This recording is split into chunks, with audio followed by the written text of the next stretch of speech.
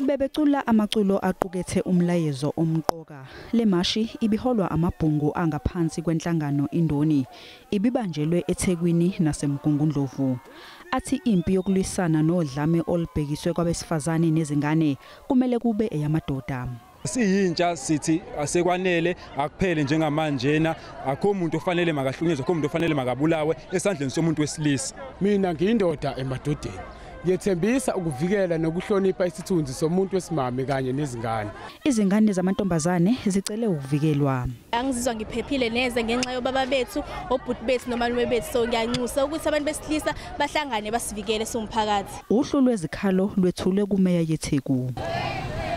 Kusenjalo naseKimberley abesifazane ababeholwa inhlangano iEnough is Enough bamashele esiteshini samaphoyisa eHalishiwe. Bafuna ukuthi amaphoyisa abeke phambili amacala athinta ukuhlukunyezwa, ukudlwengulwa kanye nokubulawa kwabesifazane nezingane. We are being treated like that we don't add value as women. How many women do I know who became disabled because of violence? Umlayezo emadodeni. What are you doing to our girl childs, especially the young girl children? Our children are the futures of tomorrow. They are the leaders of tomorrow.